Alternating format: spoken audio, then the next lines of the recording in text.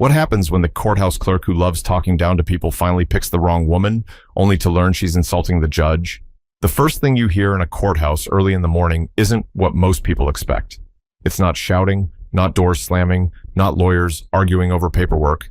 It's the footsteps, slow, steady, the kind that echo off tile floors in a way that makes everyone instantly aware of who just walked in. That morning in Toledo, Ohio, those footsteps belonged to Danielle Porter, though nobody around her had any reason to think she was anything more than another face passing through metal detectors. She walked in with a folder tucked under her arm, a coffee sleeve pinched between her fingers, and a look on her face that said she was already thinking 3 steps ahead. Not in a dramatic way, just in the quiet, practical way people move when they know they have a full day waiting for them. But the moment she stepped past security, she felt people glance her way. You know that stare that doesn't last long but says just a little too much? That silent measuring up people do when they think they can guess your story before you ever open your mouth? Danielle felt that. She didn't react. She never did. She simply adjusted her blazer and kept walking toward the clerk's desk. The courthouse had that early morning smell: coffee, floor cleaner, old paper, and the hall buzzed lightly as attorneys shuffled around, flipping through files, preparing to argue cases that would shape the rest of someone's year or life. Danielle's phone buzzed in her pocket. She checked the message. Another reminder from Judge Levine's office confirming the schedule for the day. She'd be stepping in for him while he attended a judicial conference. It wasn't her first time subbing, but it still felt surreal. All those years of studying, grinding, being doubted, proving herself again and again.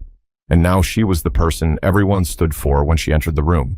She took a breath, steady and focused. Then she noticed the line at the clerk's counter, stretching almost to the hallway.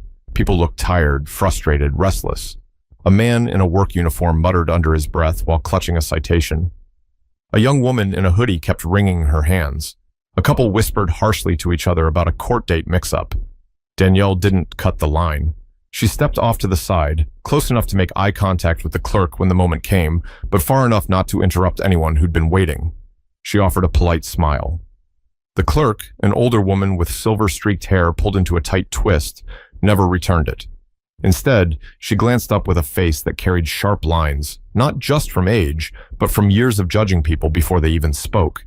Her nameplate read, Marilyn Keaton, Senior Court Clerk. Danielle cleared her throat softly. Ms. Keaton, good morning, I just need... Marilyn lifted one eyebrow in a slow arc, the way someone does when they've already decided you're an inconvenience.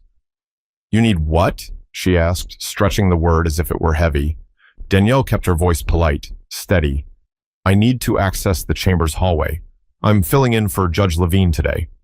Marilyn let out a small, dry laugh. Not loud, but loud enough for the people next to the counter to look. A couple of them exchanged glances. One smirked. You're filling in for the judge? Marilyn repeated. Right, sure you are. Danielle waited. She didn't argue. She didn't defend herself. She just watched Marilyn check her over from head to toe, as if she were inspecting someone sneaking into a restricted area instead of someone preparing to run an entire courtroom.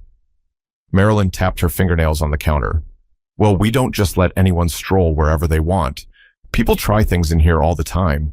You're going to need to wait in line like everyone else. Danielle opened her mouth to respond, but Marilyn leaned forward slightly. And if you're lost, she added, the public defender's office is downstairs.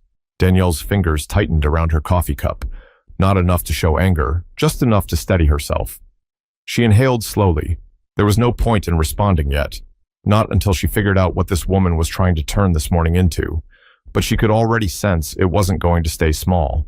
But she had no idea just how quickly that spark was about to turn into something the entire courthouse would witness. Danielle Porter wasn't someone who walked around expecting special treatment. If anything, she worked twice as hard not to. Growing up on the east side of Toledo, she learned early that people loved making assumptions about you before ever hearing your name. Her mother used to say, make your own doors, because some folks will pretend not to see you standing right in front of theirs. So Danielle made doors, all the way through law school at the University of Michigan, all the way through the long nights as a public defender when her student loans felt like another full-time job, all the way through private practice, where she built a reputation for being the kind of attorney who could walk into a room and steady everyone around her without raising her voice. But even with all she'd accomplished, she still had mornings like this, where someone behind a counter saw nothing but a stereotype wearing a blazer. She wished she could say she didn't care, but she did.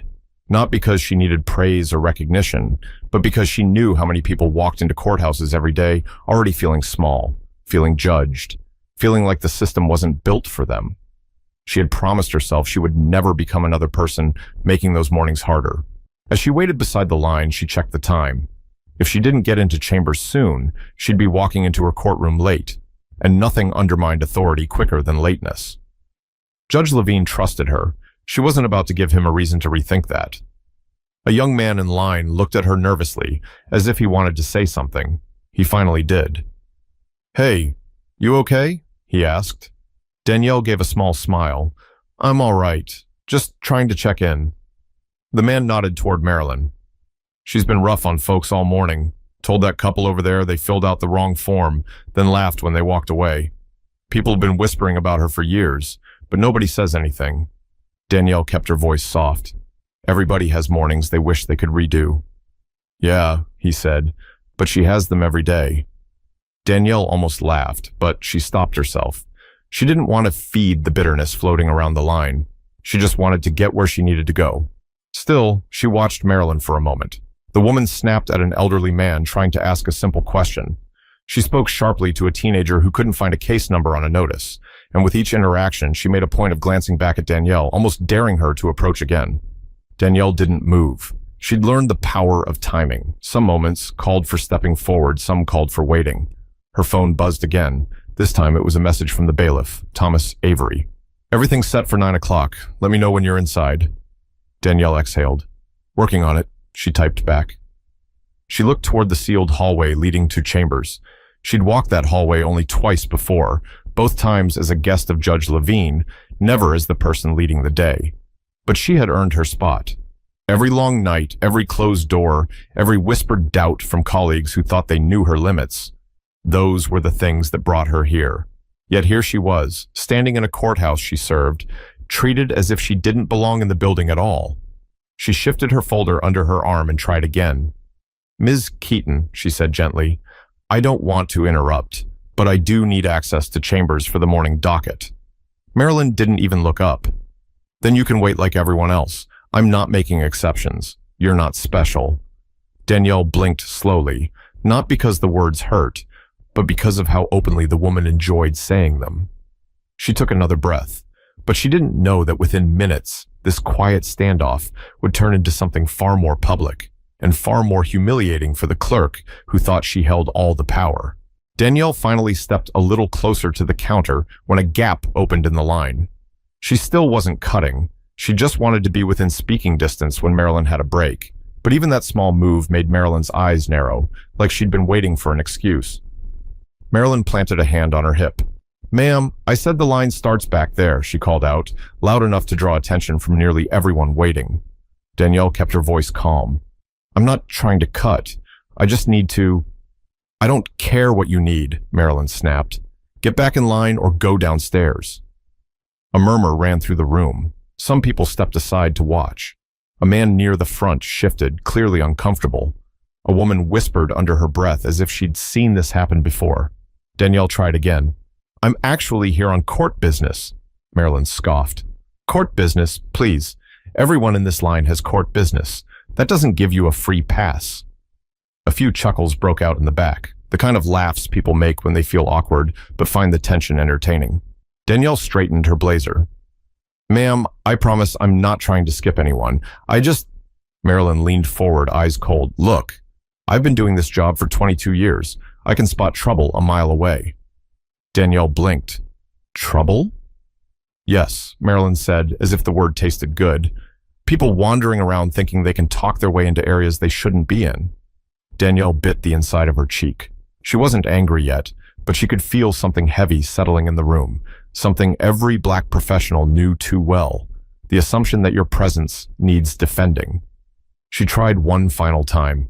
"I'm not here to cause trouble.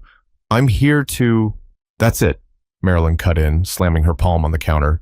"If you don't step away, I'll call security. Last warning." The room went completely still. A teenager muttered, "Dang." The older man who'd been scolded earlier looked sympathetic, like he wished he could step in but didn't want his own situation to get worse. Danielle took a slow breath, grounding herself. Is there a supervisor I can speak with? Marilyn laughed, a sharp, dismissive sound. You're looking at her. Now move out of the way before I really make this official. Danielle lowered her voice, choosing her words carefully. Ma'am, I understand you're following procedure, but I genuinely do have authorization to be... Marilyn suddenly raised her hand like she was stopping traffic. Enough! I said what I said, and if you keep talking, I will call security. I don't know why you think you can just walk wherever you like. She gestured broadly toward Danielle's outfit. Business clothes don't make you important. I see people dress up for court every day. Doesn't change who they are. Danielle felt heat behind her eyes, not tears, but frustration that she tried to swallow with professionalism. Before she could say anything else, a man behind her spoke up. She told you she's not trying to cut, he said. She's just asking a question. Marilyn glared at him. Sir, if you'd like to be removed as well, keep talking. The man shut his mouth instantly. Danielle stood very still. She knew pushing back harder would only confirm whatever story Marilyn had already built in her head. So she stepped back a few inches, not because she was wrong, but because she needed to stay composed. She wasn't going to give Marilyn the satisfaction of losing her temper, but something in the room had shifted. People were watching her differently, curious, guilty, unsure. Some looked embarrassed on her behalf. Some looked entertained. Some looked away entirely. Danielle clenched her jaw softly, not in anger, just in resolve. But what no one realized was that help was already on its way, and the moment it arrived, everything Marilyn thought she knew about Danielle was going to collapse right in front of her audience. The tension in the hallway thickened as more people filtered in for their morning hearings. Shoes scuffed against the floor, voices buzzed low, and that familiar courthouse energy started building. People worried about fines, custody, jobs, records. Everyone was dealing with something heavy, and now they had a front row seat to Marilyn putting on a show. Marilyn didn't just dislike being questioned. She performed her authority like she wanted an audience. And this morning, she had one. Danielle stood still, holding her folder at her side, waiting for a moment to try, one more time, to handle things politely. But Marilyn wasn't finished. Ma'am, Marilyn called out again, her voice slicing through the hallway. I need you to step away from my counter. You're holding up the line. Danielle blinked. I'm not even in the line. That's the problem, Marilyn said, cutting her off loudly. You're hovering. It makes people uncomfortable. People uncomfortable? Danielle stared at her for a breath, unsure if Marilyn understood how ironic that sounded. The folks around them sure did. Several exchanged awkward looks. A woman near the back whispered to her companion, She's really talking to her like that? The man with her shook his head. Looks like it. Danielle tried to stay level. Her voice stayed smooth, deliberate. I'm simply waiting for a moment when you're free so I can speak with you. Well, you're not going to, Marilyn snapped. Because I already told you, you go downstairs. End of story. Danielle took a breath. Ma'am, I'm filling in for... Marilyn held up a finger and waved it dismissively. Stop right there. I don't want to hear any more stories. People lie all the time to get into restricted areas. Danielle swallowed the words she wanted to say. She wasn't being dramatic. She wasn't trying to start anything. But she could feel her patience thinning in a way she didn't enjoy.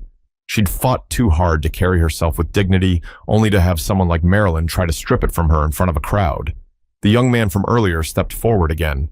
She's really not bothering anybody, he mumbled to Marilyn. Marilyn turned on him sharply. Did I ask you? He looked down, shrinking away. A security guard standing by the entrance caught the exchange. He didn't intervene, but he watched closely now, sensing something wasn't right. Danielle tried again. Ms. Keaton, may I please? No, Marilyn barked. And if you keep talking, I'm calling security right now. Don't test me. Danielle felt her pulse pick up, not from fear, but from the absolute absurdity of the moment. She wasn't raising her voice. She wasn't being rude. She wasn't even asking for anything unusual. All she wanted was access to the hallway where she was supposed to work, but Marilyn wanted control, and she wanted to make an example. Ma'am, Marilyn continued, the defendants check in downstairs. That's where you belong. A gasp slipped from the older man in line. Danielle's eyes lifted slowly, settling on Marilyn. So that's what this is? She asked quietly. What is? Marilyn shot back. You've decided what category I fall under. Marilyn crossed her arms. I don't need to explain myself to you. Danielle nodded once, the slightest motion. Understood. That was the moment, right there. Even the people who'd been trying not to stare couldn't pretend anymore. There's something about watching someone stay calm while another person keeps pushing that makes the whole room feel the tension differently. The security guard took a step closer, unsure whether he needed to step in or just be ready. Marilyn shook her head with a smirk. Honestly, I don't know why you're still standing here. You've been told the same thing 3 times. Go downstairs, or I'll have security escort you myself. Danielle's grip tightened on her folder. She didn't step forward. She didn't back away. She simply waited. Because she knew something Marilyn didn't. She wasn't the one about to be embarrassed. But neither of them realized that the hallway outside Chambers was about to open, and the person walking toward them would shift everything in the blink of an eye. Just as Marilyn opened her mouth to deliver another one of her sharp remarks, a door at the far end of the hallway clicked open. The sound cut cleanly through the tension. Everyone, Danielle, the waiting crowd, even the security guard, turned toward it. Out stepped bailiff Thomas Avery, dressed in full uniform, radio clipped to his shoulder, files tucked under his arm. He was tall, steady, and had the kind of presence that made people straighten their posture without even thinking about it. Officers who knew their job inside and out didn't need to command a room with volume. Thomas was exactly that type. He scanned the hallway, eyes moving quickly over the crowd, before finally landing on Danielle. His entire face shifted. There you are, he said, heading straight toward her. I was starting to wonder if you'd gotten stuck. A few people blinked. One woman whispered, He knows her? Danielle gave a small, polite smile. Trying to get through, ran into a bit of a delay. Thomas looked from her to the counter. What kind of delay? Before Danielle could speak, Marilyn cut in sharply. She's causing a disruption, Marilyn said, pressing her palms against the counter as if bracing herself. I already told her to go downstairs. She won't listen. Thomas stared at Marilyn like he needed a moment to process what she'd just said.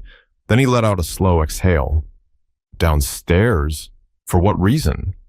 For check-in, Marilyn said confidently, as if daring him to challenge her. Where she belongs. The young man in line muttered something under his breath, shaking his head. Thomas turned back to Danielle, his tone shifting immediately into something respectful. Judge Porter, I apologize for the inconvenience. Chambers is prepped, and the docket is waiting whenever you're ready. Silence. Then a ripple moved through the hallway, not of whispers, but of shock hitting people at different times. Judge Porter, Judge Porter. The woman standing in front of Marilyn wasn't a defendant. She wasn't lost. She wasn't someone trying to sneak into a restricted area. She was the judge assigned to run the courtroom that morning. Marilyn's expression cracked. For a split second, her confusion slipped through her mask. Judge Porter? She repeated as if the words didn't fit in her mouth. Thomas gave her a tight nod. Yes, Judge Porter, filling in for Judge Levine today. Marilyn's hand drifted toward her nameplate, like she needed something to hold on to. Danielle didn't gloat. She didn't smirk. She didn't throw back any of the insults she'd patiently absorbed. She simply stood there, calm as ever, watching Marilyn's world tilt. I didn't... Marilyn stammered. She didn't say she was a judge. Danielle answered quietly. I tried. The room felt like it had stopped breathing. Even the security guard who'd been stepping forward paused mid-stride, blinking hard. Thomas gestured gently toward the hallway. Judge Porter, Chambers is ready when you are. Danielle nodded once.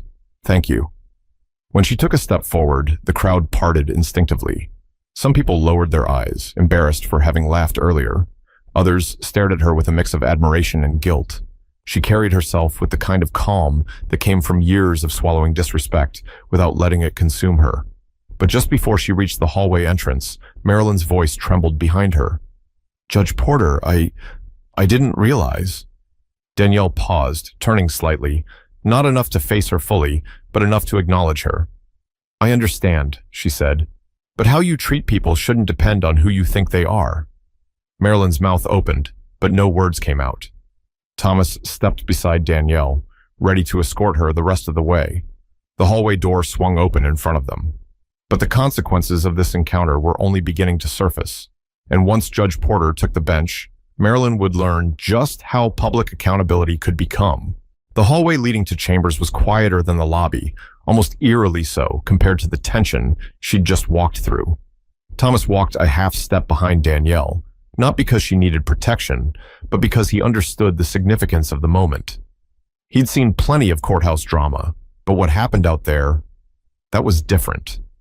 Once inside chambers, Danielle set her folder on the desk, took off her coat, and let out a long breath. Not shaky, just one of those breaths people take when they finally have a moment to themselves after holding everything together. Thomas waited respectfully by the door. "You all right?" he asked. Danielle smoothed her sleeves. "I'm fine." "Really?" She finally looked up at him. "I've had worse mornings." Thomas nodded, though his expression said he didn't like it. "Still shouldn't happen. Not in this building." Danielle didn't respond to that. She picked up the docket, flipping through case summaries, familiarizing herself with the names and charges she'd be addressing in the next few hours. She could feel the weight of the day settling on her shoulders, not in a burdensome way, but in the way a judge must feel when they know real people's futures sit in the balance. A soft knock at the door made Thomas glance back.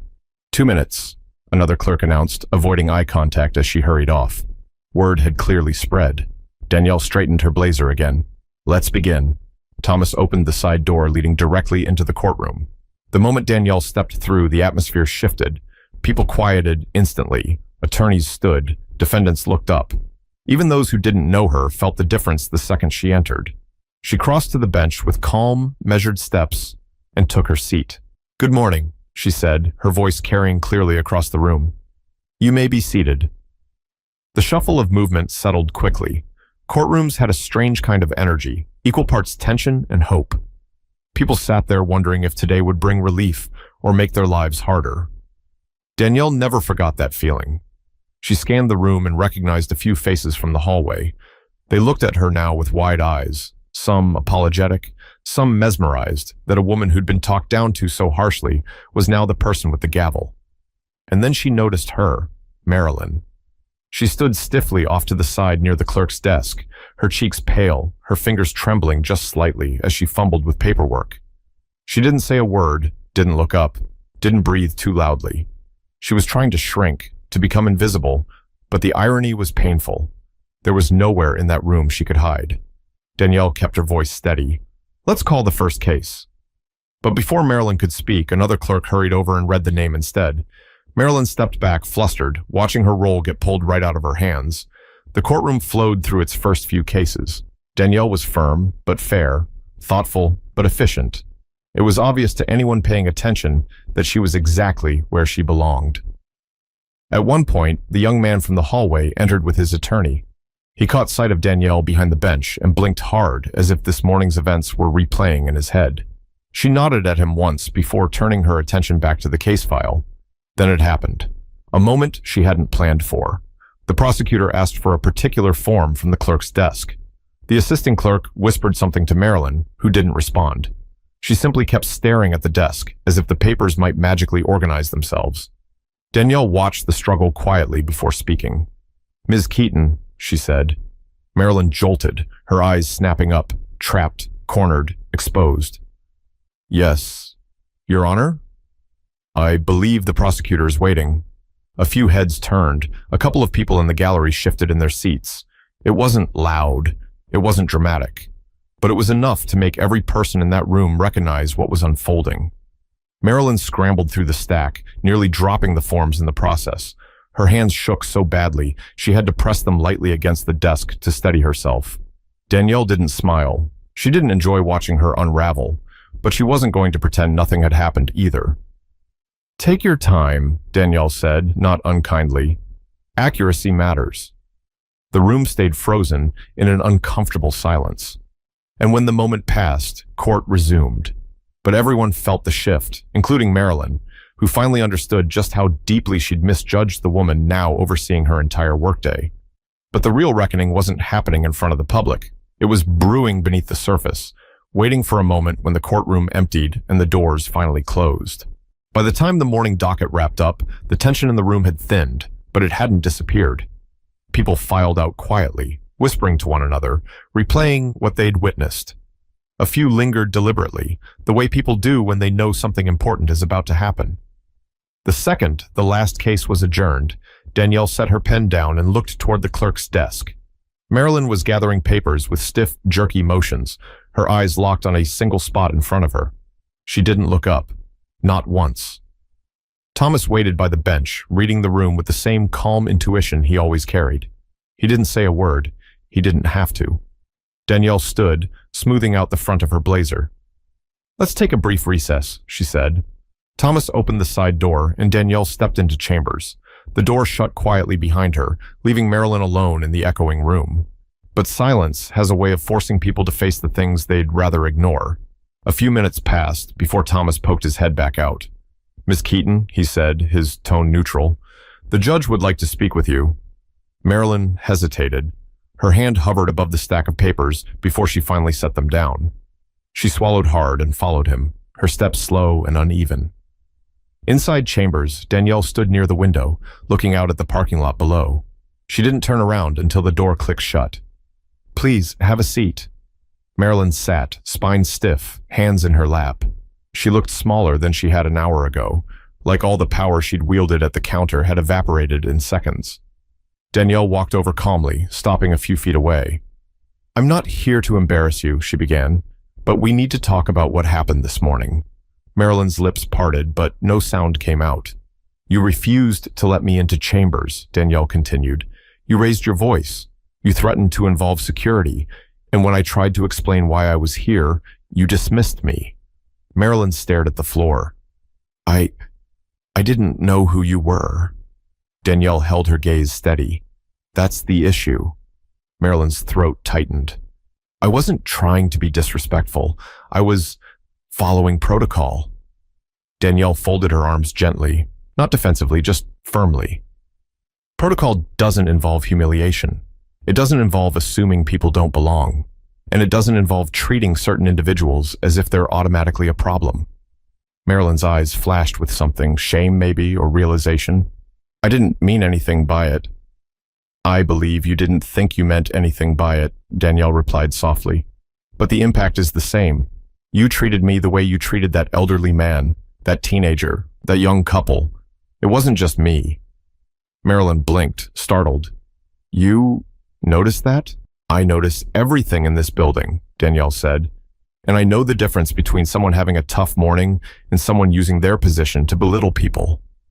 Silence settled again. Marilyn's voice came out tight and uneven. "People lie to me all the time. They argue. They get angry. I have to stay firm." "Firm isn't the same as cruel." The words landed gently but firmly enough to break something inside Marilyn's composure. Her eyes glistened, not in a theatrical way, but in the way someone's face looks when their defenses finally collapse. "I'm sorry," she whispered. "I really am. I guess I got used to seeing people a certain way." Danielle let out a slow breath. She wasn't angry anymore, just tired. Not at Marilyn, but at the reality that these moments kept happening. "You have one of the most important jobs in this courthouse," Danielle said. "You're the first face people see. You set the tone. Some folks walk through those doors terrified, some ashamed, some confused. You decide whether they feel seen or dismissed." Marilyn nodded, wiping her cheek quickly. "I understand." "I hope you do," Danielle replied. Her voice softened a little more. "I'm not going to file a complaint today, but this can't happen again. Not with me, not with anyone." Marilyn swallowed hard. "It won't." Danielle stepped back, giving her space. "All right, you can return to the clerk's desk." Marilyn stood, shaky but grounded in a way she hadn't been that morning. She paused at the door. "Judge Porter, thank you for speaking to me privately." Danielle nodded. "Everyone deserves the chance to do better." Marilyn left quietly, her steps slower, her posture humbled. But even as the door closed behind her, Danielle knew the final moment of the story wasn't about punishment. It was about understanding, and the conversation waiting for her on the other side would bring that message full circle. When Marilyn stepped out of chambers, the hallway was almost empty. Most of the morning crowd had gone home, back to work, or back to whatever lives waited for them outside the courthouse. But the air felt different now, less tense, more reflective. Danielle remained inside for a moment, letting the quiet settle. She wasn't someone who enjoyed conflict. She didn't walk around waiting to teach people lessons, but she understood the responsibility of her position. People watched everything a judge said or did, and staying composed, even when someone treated her like she didn't belong, mattered more than most people realized. Thomas knocked lightly on the doorframe. "You handled that well," he said. Danielle gave him a small smile. "Thank you. Not my favorite part of the job." "Maybe not," he said, "but you did it right." She appreciated that. She gathered her notes, tucked them into a folder, and walked back out into the hallway. At the far end, she noticed the young man who had stood up for her earlier. He looked unsure about approaching, but didn't leave. When Danielle saw him, she gave him the same calm, open nod she had offered in the courtroom. He stepped forward. "Your Honor, I'm sorry for earlier. I didn't know—" "You don't need to apologize," Danielle said. He shook his head lightly. "I laughed a little when the clerk was talking to you. I shouldn't have. It didn't feel right even then." Danielle studied him for a moment. He was young, barely 20 maybe, nervous, trying to say something real. "Thank you for saying that," she told him gently. "It means something." He looked relieved and stepped back into the elevator. Just as the doors closed, the older man from the line, the one Marilyn had snapped at earlier, approached Danielle with a slow, steady nod. "Ma'am, Your Honor, I'm glad she knows who you are now." Danielle tilted her head. "Why's that?" "Because people need to see what respect looks like," he said, "and you showed more patience than most of us could have." Danielle felt something warm settle in her chest. She didn't do it for praise, but hearing those words mattered. The man walked off, leaving her alone again in the hallway. She turned toward the clerk's counter. Marilyn was there, quietly organizing folders with movements far gentler than before. She hesitated when she noticed Danielle walking toward her, but didn't step back this time. She stood straight, hands visible, her face open with a mixture of humility and something else, maybe relief. "Judge Porter," Marilyn said softly. "I know you already spoke to me, but I wanted to say this too. I am truly sorry." Danielle nodded. "I hear you." "I didn't treat you the way I should have," Marilyn continued. "But it wasn't just you. I guess I have been carrying things around from home, from work, from everywhere, and I let it spill into how I treat people." "We all have moments where our personal lives bleed into our work," Danielle replied. "But we still have to choose who we want to be in those moments." Marilyn swallowed, the weight of those words settling. "You're right." Danielle rested her hands lightly on the counter, not in accusation, but in understanding. The courthouse is a place where people come already stressed, already scared, some already feeling like the world is against them. If we make them feel smaller, it doesn't help anyone. Marilyn nodded slowly. "I'll do better." Danielle held her gaze for a long moment, then spoke with warmth that softened everything around them. "That's all I'm asking." They stood in the quiet for a beat before Marilyn glanced down at the forms on her desk. "If you have time later today, there's some paperwork for substitute judges that I can get in order. Just let me know." Danielle smiled gently. "I appreciate that." She turned to walk away, heels clicking softly against the tile, and though nothing dramatic happened, no gasps, no applause, the shift was unmistakable. A woman who had once stood ready to confront her had now chosen to listen. A clerk who once used her position as a shield had laid that shield down, and a judge who had been misjudged simply chose grace. But Danielle wasn't finished. She knew that what happened today was an example, not just for the courthouse, but for anyone watching the video of this story, which meant her final words needed to carry weight.